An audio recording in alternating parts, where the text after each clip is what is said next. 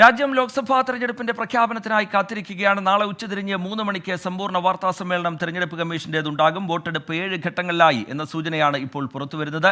ആന്ധ്ര അരുണാചൽ നിയമസഭാ തെരഞ്ഞെടുപ്പ് തീയതി പ്രഖ്യാപിച്ചേക്കും. ഇന്ന് ചേർന്ന തെരഞ്ഞെടുപ്പ് കമ്മീഷൻ യോഗത്തിലാണ് തീയതി സംബന്ധിച്ച അന്തിമ തീരുമാനത്തിലേക്ക് എത്തിയിരിക്കുന്നത്. ആർ രാധാകൃഷ്ണൻ ഡൽഹിയിൽ നിന്നൊപ്പം തന്നെ ഷഫീദ് റാവുത്തർ തിരുവനന്തപുരത്ത് നിന്ന്, ബി ദിലീപ് കുമാർ ന്യൂസ് ഡെസ്കിൽ നിന്ന് വിശദമായ വിവരങ്ങളുമായി വിശകലനങ്ങളുമായി നമുക്കൊപ്പം ചേരുന്നുണ്ട്. ആദ്യം ആർ രാധാകൃഷ്ണനിലേക്കാണ്. ആർ കെ, തെരഞ്ഞെടുപ്പ് കമ്മീഷന്റെ സമ്പൂർണ്ണ യോഗം, അതിനുശേഷം നാളെ 3 മണിക്ക് രാജ്യം കാത്തിരിക്കുന്ന തെരഞ്ഞെടുപ്പ് തീയതി പ്രഖ്യാപിക്കാൻ പോകുന്നു തെരഞ്ഞെടുപ്പ് കമ്മീഷൻ. 7 ഘട്ടങ്ങളിലായി എന്ന സൂചന ഇപ്പോൾ പുറത്തുവരുന്നു. എല്ലാ ഒരുക്കങ്ങളും പൂർത്തിയായി കഴിഞ്ഞിട്ടുണ്ട്. സംസ്ഥാനങ്ങളിൽ തെരഞ്ഞെടുപ്പ് കമ്മീഷൻ നടത്തിയ പര്യടനം, അതിനുശേഷം ചേർന്ന യോഗം അത് വിശകലനം ചെയ്ത് സാഹചര്യം വിലയിരുത്തിയ പശ്ചാത്തലം, 7 ഘട്ടമായി എന്ന സൂചന. കേരളത്തിലടക്കം തീയതിയുടെ കാര്യത്തിൽ ഡൽഹിയിൽ നിന്ന് ഏറ്റവും ഒടുവിലായി പുറത്തുവരുന്ന സൂചനകൾ എങ്ങനെയാർക്കെ?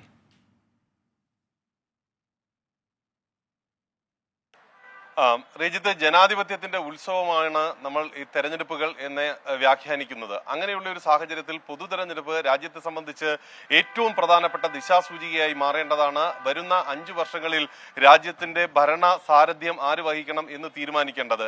വലിയ വൈവിധ്യങ്ങളും വലിയ വ്യത്യാസങ്ങളും ഒക്കെയുള്ള നമ്മുടെ നാട്ടിനെ ഏറ്റവും ശക്തമാക്കുന്ന രീതിയിൽ മുന്നോട്ട് കൊണ്ടുപോകുന്നത് നമ്മുടെ ഭരണഘടനയും അതിനനുബന്ധമായി ഉണ്ടായിട്ടുള്ള ഈ തെരഞ്ഞെടുപ്പ് ക്രമങ്ങളും ഒക്കെയാണ്. അതുകൊണ്ട് ആ രീതിയിൽ തന്നെ ഇത്തവണയും ഈ നടപടിക്രമങ്ങളെയെല്ലാം വളരെ കൃത്യമായിട്ട് പാലിച്ചുകൊണ്ട് വ്യത്യസ്തങ്ങളായിട്ടുള്ള വെല്ലുവിളികൾ നേരിടുന്ന മേഖലകളിൽ തെരഞ്ഞെടുപ്പ് ന്യായയുക്തമായിട്ട് ഉറപ്പാക്കിക്കൊണ്ട് മുന്നോട്ട് പോകാനുള്ള നടപടിക്രമങ്ങളാണ് തെരഞ്ഞെടുപ്പ് കമ്മീഷൻ ഇതിനകം സ്വീകരിച്ചിട്ടുള്ളത്.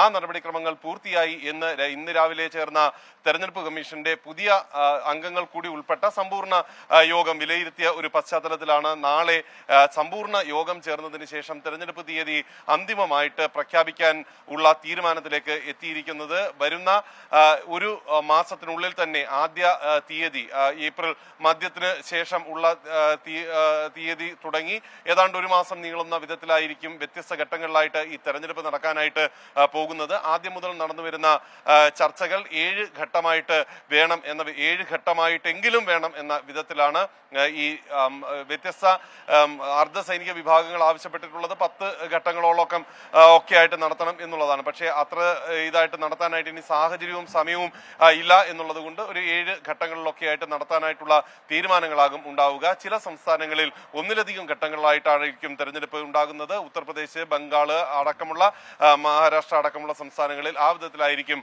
തെരഞ്ഞെടുപ്പ് ഉണ്ടാകുന്നത്. എന്നാൽ കേരളം അടക്കമുള്ള സംസ്ഥാനങ്ങളിൽ ഒറ്റഘട്ടമായിട്ട് തെരഞ്ഞെടുപ്പ് നടത്താൻ സാധിക്കും എന്ന വിധത്തിലാണ് ഈ അവിടെയുള്ള സംസ്ഥാന കമ്മീഷനുകളെല്ലാം നിർദ്ദേശം നൽകിയിരിക്കുന്നത്. ചീഫ് സെക്രട്ടറിമാരുടെ ഒക്കെ അഭിപ്രായം തേടിയതിനു ശേഷമാണ് ഈ റിപ്പോർട്ട് വന്നിരിക്കുന്നത്. നാളെ തന്നെ ഈ തെരഞ്ഞെടുപ്പ് പ്രഖ്യാപനം ഉണ്ടാകുന്ന മുറയ്ക്ക് തന്നെ പെരുമാറ്റച്ചട്ടം നിലവിൽ വരും. പെരുമാറ്റച്ചട്ടം നിലവിൽ വരുന്നതോടുകൂടി സാങ്കേതികമായിട്ട് ഈ ഇപ്പോൾ പ്രവർത്തിക്കുന്ന സർക്കാരിന്റെ പ്രവർത്തന കാലയളവ് അവസാനിച്ചു, അഥവാ കാലാവധി അവസാനിച്ചു എന്ന സാങ്കേതികതയിലേക്ക് വരും. പിന്നീടുള്ളത് തെരഞ്ഞെടുപ്പ് പ്രചരണത്തിനുള്ള ദിവസങ്ങളാണ്. ന്യായയുക്തമായിട്ടുള്ള പ്രചരണം, ഏതെങ്കിലും വിധത്തിൽ കൂടുതൽ പണത്തിന് സ്വാധീനമുണ്ടാകുന്ന വിധത്തിൽ നടപടികൾ ഉണ്ടാകാത്ത വിധത്തിലുള്ള ക്രമീകരണങ്ങൾ ഒക്കെ ഇതിനായി തയ്യാറാക്കിയിട്ടുണ്ട്.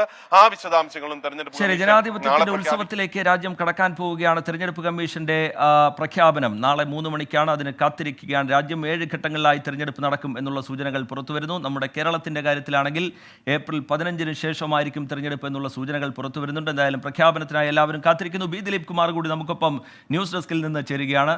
ദിലീപ് കുമാർ, നാളെ പ്രഖ്യാപനം വരാൻ പോകുന്നു. ഇപ്പോൾ തന്നെ വിവിധ ഘട്ടങ്ങളിലായി സ്ഥാനാർത്ഥി പട്ടിക പല രാഷ്ട്രീയ പാർട്ടികളും പുറത്തിറക്കിയിട്ടുണ്ട്. BJP ആണെങ്കിൽ ഏതാണ്ട് 280ഓളം സ്ഥാനാർത്ഥികളെ പ്രഖ്യാപിച്ചു കഴിഞ്ഞിട്ടുണ്ട്. കോൺഗ്രസ് ആണെങ്കിൽ 100-ൽ താഴെ സ്ഥാനാർത്ഥികൾ. നമ്മുടെ കേരളത്തിലും സ്ഥാനാർത്ഥി നിർണയം ഒരുപാട് മുന്നോട്ട് പോയിട്ടുണ്ട്. വളരെ കുറച്ച് സീറ്റുകളിൽ മാത്രമാണ് ഇനി പ്രഖ്യാപനം ബാക്കിയുള്ളത്.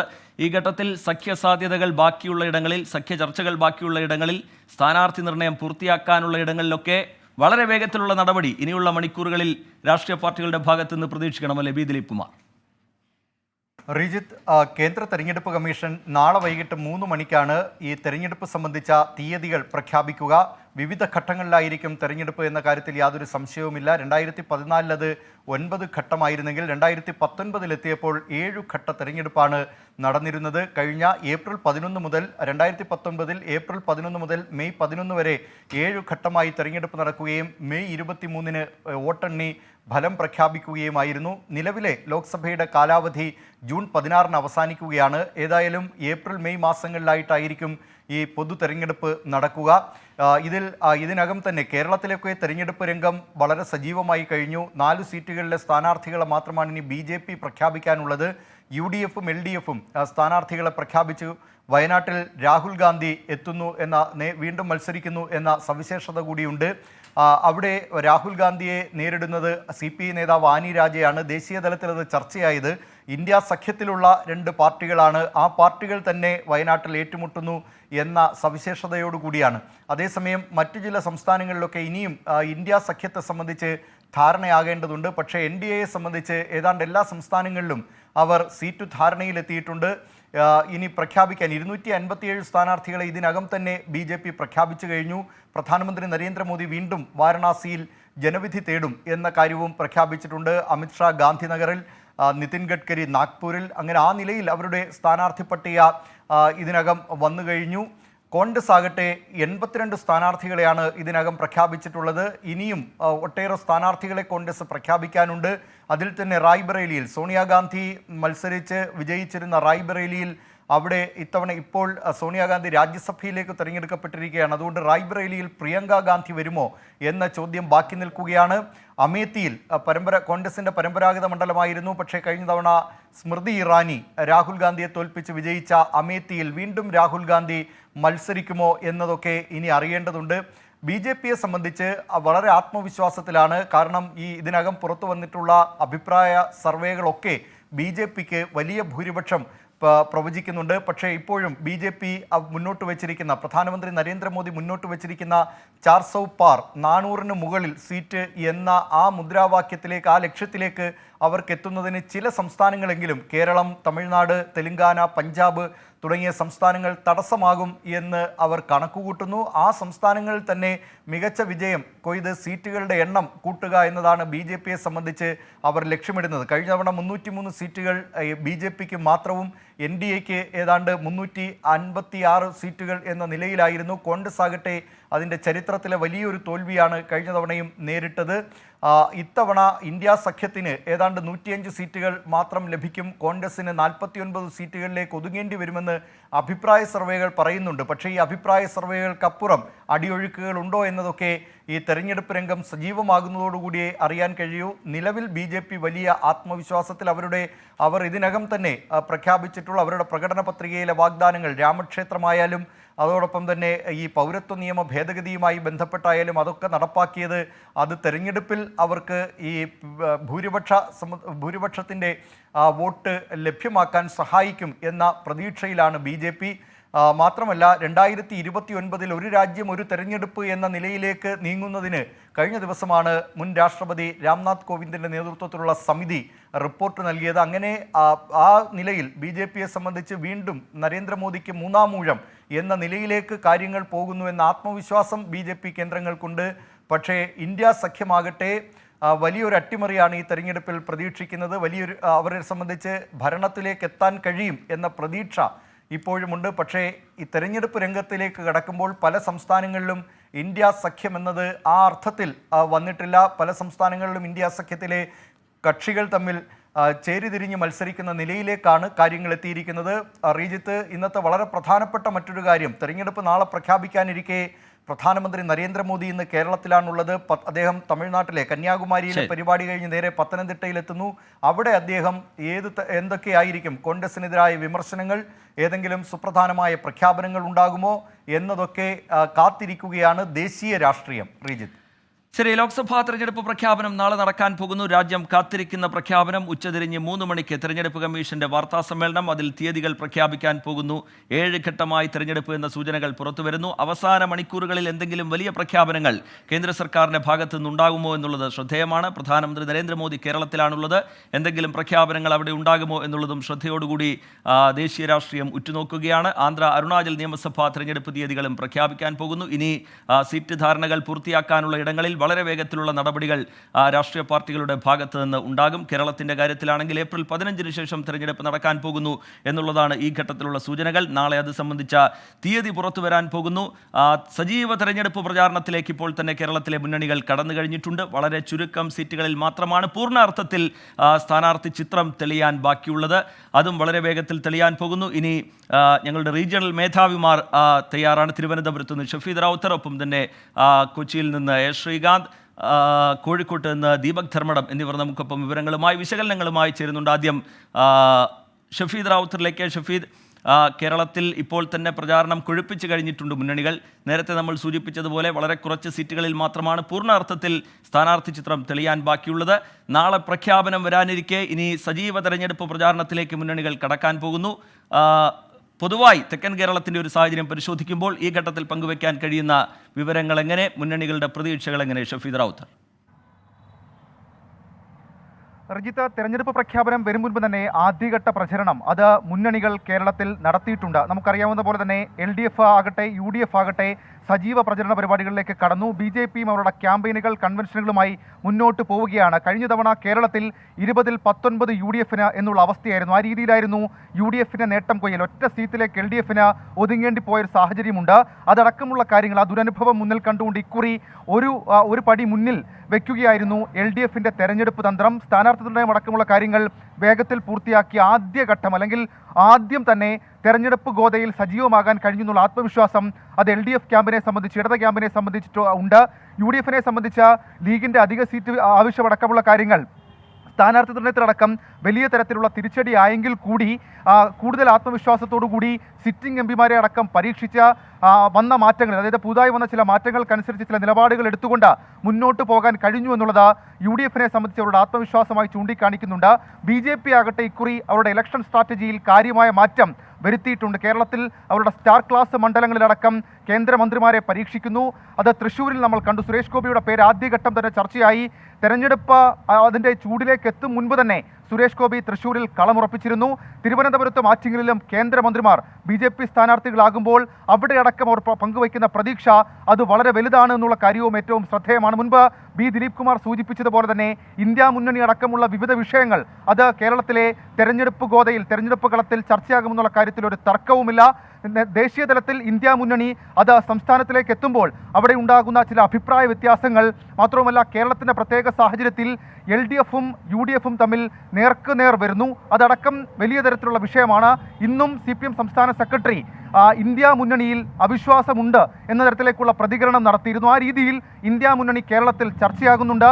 ഇനി രണ്ടാമത്തെ കാര്യമാകട്ടെ, പൗരത്വ ഭേദഗതി നിയമത്തിൽ സംസ്ഥാന സർക്കാർ മുന്നോട്ട് വയ്ക്കുന്ന നിലപാട്, അതിനെ എതിർത്തുകൊണ്ട് കേന്ദ്ര സർക്കാരിനെ വിമർശിച്ചുകൊണ്ട് സംസ്ഥാന സർക്കാർ എടുക്കുന്ന നിലപാട് തെരഞ്ഞെടുപ്പിൽ ഗുണകരമാകും, അത് ന്യൂനപക്ഷങ്ങളെ ഒപ്പം നിർത്താൻ സഹായിക്കുമെന്നുള്ളൊരു വിലയിരുത്തൽ LDFനെ സംബന്ധിച്ച്, ഇടത് ക്യാമ്പിനെ സംബന്ധിച്ചിട്ടുണ്ട്. കോൺഗ്രസ് കൃത്യമായി അതിന് മറുപടി നൽകുന്നില്ല, അഭിപ്രായം പറയുന്നില്ല എന്നുള്ള ഒരു ചർച്ച കൂടി തെരഞ്ഞെടുപ്പ് പ്രചരണത്തിൽ LDF ഉയർത്തുന്നുണ്ട്. UDFനെ സംബന്ധിച്ച് അവർ മുന്നോട്ട് വയ്ക്കുന്ന ഏറ്റവും പ്രധാനപ്പെട്ട പ്രശ്നം അത് കേരളത്തിൽ വികസന അജണ്ട എന്നതിനപ്പുറത്തേക്ക് LDF കാണിക്കുന്ന ചില ഇരട്ടത്താപ്പുകളാണ്. അത് UDF ക്യാമ്പും ചർച്ചയാക്കുന്നുണ്ട്. BJPയെ സംബന്ധിച്ച് ഒരു പുതിയ നാമ്പ് അത് കേരളത്തിൽ മുട്ടിട്ടാൽ അത് വലിയ തരത്തിലുള്ള നേട്ടമാക്കി മാറ്റാൻ കഴിയും. അതുകൊണ്ട് തന്നെയാണ് പ്രധാനമന്ത്രി അടക്കം ഇന്ന് പത്തനംതിട്ടയിലേക്ക് എത്തുന്നത്. അങ്ങനെയുള്ള ഒരു രാഷ്ട്രീയ കൺവെൻഷനുകൾ അടക്കമുള്ള കാര്യങ്ങൾ നടത്തിക്കൊണ്ട് കേരളത്തിൽ ഇക്കുറി ഷഫീദ് റാവുത്തർ തിരുവനന്തപുരത്ത് വിവരങ്ങൾ നൽകിക്കൊണ്ടിരിക്കുകയായിരുന്നു. ഒപ്പം തന്നെ കോഴിക്കോട്ട് നിന്ന് ദീപക് ധർമ്മടം കൂടി നമുക്കൊപ്പം ചേരുന്നുണ്ട്. ദീപക് ധർമ്മടം, മലബാറിലെ പൊതുവായ രാഷ്ട്രീയ സാഹചര്യം, തെരഞ്ഞെടുപ്പ് പ്രചാരണം, വിശകലനങ്ങൾ നമുക്കൊപ്പം പങ്കുവയ്ക്കും. ദീപക് ധർമ്മടം, ഈ വയനാട്ടിലെ രാഹുൽ ഗാന്ധിയുടെ സ്ഥാനാർത്ഥിത്വം, അതുമായി ബന്ധപ്പെട്ട് ഈ ഘട്ടത്തിൽ ഇടതുമുന്നണി ഉയർത്തിയ വിമർശനങ്ങൾ, ദേശീയ രാഷ്ട്രീയം ശ്രദ്ധയോടുകൂടി വയനാട്ടിലെ സാഹചര്യം ഉറ്റുനോക്കുന്ന പശ്ചാത്തലം, ഒപ്പം തന്നെ CAA സജീവ തെരഞ്ഞെടുപ്പ് പ്രചാരണ വിഷയമായി നിൽക്കുന്ന സാഹചര്യം, ഇതിനൊക്കെ ഇടയിൽ മലബാറിലെ മുന്നണികളുടെ പ്രതീക്ഷകൾ, പ്രചാരണത്തിൻ്റെ വേഗം എങ്ങനെ? ദീപക് ധർമ്മടം. റീജിത്ത്, ഇതിൽ ഏറ്റവും പ്രധാനപ്പെട്ട കാര്യം തെരഞ്ഞെടുപ്പിൻ്റെ പ്രഖ്യാപനം വരുന്നതിനും ഏറെ നാൾ മുൻപ് തന്നെ സ്ഥാനാർത്ഥികളെ പ്രഖ്യാപിച്ചും അല്ലാതെയുമുള്ള തെരഞ്ഞെടുപ്പ് പ്രചാരണ പരിപാടികളിലേക്ക് നേരത്തെ തന്നെ 3 മുന്നണികളും, അത് LDF ആണ് ആദ്യം സ്ഥാനാർത്ഥികളെ പ്രഖ്യാപിച്ചത്. പക്ഷേ എന്നാൽ തെരഞ്ഞെടുപ്പ് പ്രചരണത്തിൽ ആദ്യം തന്നെ കളത്തിലിറങ്ങിയത് പ്രധാനമന്ത്രി ഇറക്കിക്കൊണ്ട് NDA മുന്നണിയാണ്, BJP ആണ്. ഗുരുവായൂരിലും തൃശ്ശൂരിലും തൃപ്രയാറിലും കൊച്ചിയിലും എല്ലാം പ്രധാനമന്ത്രി നരേന്ദ്രമോദി എത്തി. ഇന്നിപ്പോൾ പത്തനംതിട്ടയിലും എത്തുന്നു. കോൺഗ്രസും ആ രീതിയിൽ തന്നെ പ്രചരണത്തിന് നേതൃത്വം നൽകി. കോൺഗ്രസിന്റെ ദേശീയ തലത്തിലുള്ള സംഘടനാ ജനറൽ സെക്രട്ടറിയെ ഉൾപ്പെടെ കേരളത്തിലേക്ക് കളത്തിലിറക്കി എന്നുള്ളത് പ്രധാനപ്പെട്ട കാര്യമാണ്. പക്ഷേ എന്നാൽ കഴിഞ്ഞ പാർലമെന്റ് തെരഞ്ഞെടുപ്പിൽ 19 സീറ്റ് UDF പിടിച്ചു, 1 സീറ്റ് മാത്രം LDF-നായ ഒരു സംസ്ഥാനത്ത് തെരഞ്ഞെടുപ്പ് പ്രഖ്യാപനത്തിന് മുൻപുള്ള പ്രചരണ ഘട്ടത്തിൽ പ്രവചനാതീതമായി മാറുന്നു പല മണ്ഡലങ്ങളും എന്നുള്ളത് തന്നെയാണ് ആദ്യ ലാപ്പിൽ നമ്മൾ എടുത്തു പറയേണ്ട രാഷ്ട്രീയ യാഥാർത്ഥ്യം. അതായത് വലിയ രീതിയിലുള്ള ഒരു സ്വീപ് നടന്ന ഒരു തെരഞ്ഞെടുപ്പായിരുന്നു കഴിഞ്ഞ പാർലമെന്റ് തെരഞ്ഞെടുപ്പ്.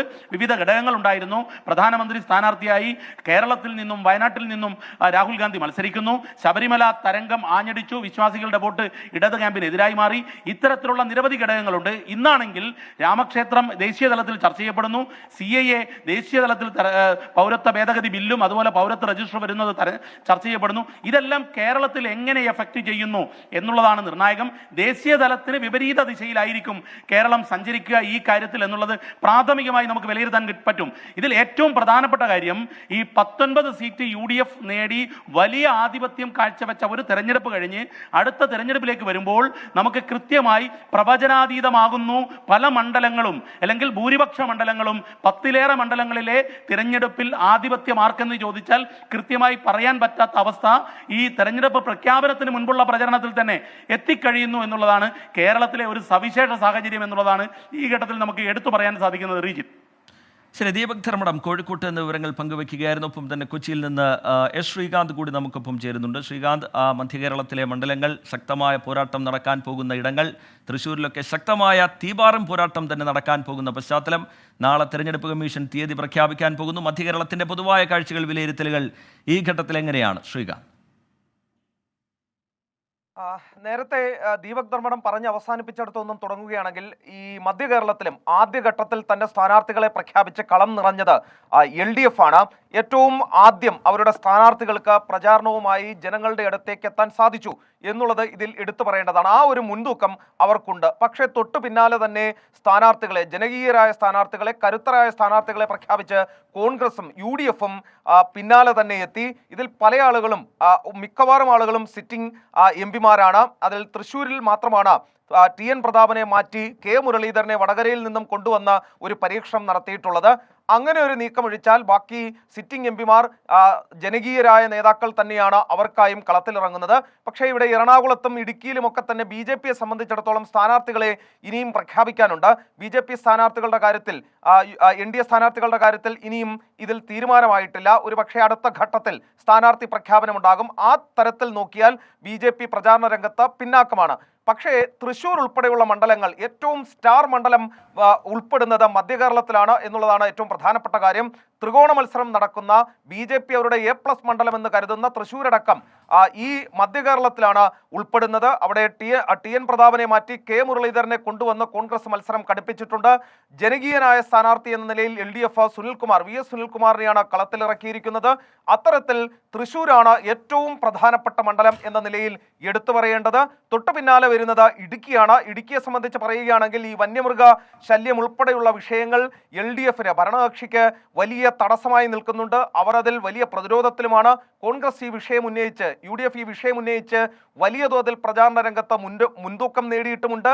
ആ നിലയ്ക്ക് ഏത് തരത്തിലായിരിക്കും വോട്ടുകൾ മറിയുന്നത് എന്നുള്ളത് ഇടുക്കിയെ സംബന്ധിച്ച് പ്രധാനപ്പെട്ട കാര്യമാണ്. ഒപ്പം പാലക്കാട് എടുക്കുകയാണെങ്കിൽ സിറ്റിംഗ് MP മത്സരിക്കുന്നു. ഒപ്പം LDF ഇറക്കിയിരിക്കുന്നത് ശക്തമായ സ്ഥാനാർത്ഥിയാണ്. BJP അവരുടെ സംസ്ഥാന ജനറൽ സെക്രട്ടറിയും അതോടൊപ്പം തന്നെ പാലക്കാട് നഗരസഭയിലെ അവരുടെ മെമ്പറൊക്കെ ആയിരുന്ന, കൗൺസിലറൊക്കെ ആയിരുന്ന വ്യക്തിയെ തന്നെ, കൃഷ്ണകുമാറിനെ തന്നെ മത്സരത്തിനായി കളത്തിലിറക്കിയിരിക്കുന്നു. അവിടെയും ശക്തമായ മത്സരം നടക്കുന്നു. കോട്ടയത്തേക്ക് വരികയാണെങ്കിൽ കേരള കോൺഗ്രസ്സുകാർ തമ്മിലുള്ള പോര് നടക്കുകയാണ്. ഫ്രാൻസിസ് ജോർജും അതോടൊപ്പം തന്നെ തൊട്ടുപുറത്ത് ചാഴിക്കാടനും, തോമസ് ചാഴിക്കാടനും മത്സരരംഗത്തുണ്ട്. കേരള കോൺഗ്രസുകൾ തമ്മിലുള്ള പോര് അവിടെയും നടക്കുന്നു. അത്തരത്തിൽ ശക്തമായ പോരാട്ടം നടക്കുന്ന സ്ഥലം തന്നെയാണ് മധ്യകേരളം എന്ന് പറയുന്നതും. പൊതുവായ രീതിയിൽ, പൊതുവായി എടുത്താൽ BJP-ക്ക് ഏതെങ്കിലും തരത്തിലുള്ള പ്രതീക്ഷയുള്ള ഒരു സ്ഥലം, ഒരു മണ്ഡലം എന്നത് തൃശ്ശൂരാണ്. അത് വരുന്നത് മധ്യകേരളത്തിലുമാണ്. ശരി, കേരളത്തിലെ സജീവമായ തെരഞ്ഞെടുപ്പ് വിഷയങ്ങൾ, വിവാദ വിഷയങ്ങൾ, സ്ഥാനാർത്ഥികളുടെ മികവ്, ഇതൊക്കെ ഏത് തരത്തിലായിരിക്കും തെരഞ്ഞെടുപ്പിൽ സ്വാധീനിക്കാൻ പോകുന്നത് എന്നുള്ളത് ശ്രദ്ധയോടുകൂടി രാഷ്ട്രീയ കേരളവും ഉറ്റുനോക്കുകയാണ്. ലോക്സഭാ തെരഞ്ഞെടുപ്പിൻ്റെ പ്രഖ്യാപനം നാളെ വരാൻ പോകുന്നു. ഉച്ചതിരിഞ്ഞ് 3 മണിക്കാണ് തെരഞ്ഞെടുപ്പ് കമ്മീഷൻ ഔദ്യോഗികമായി തീയതികൾ പ്രഖ്യാപിക്കാൻ പോകുന്നത്.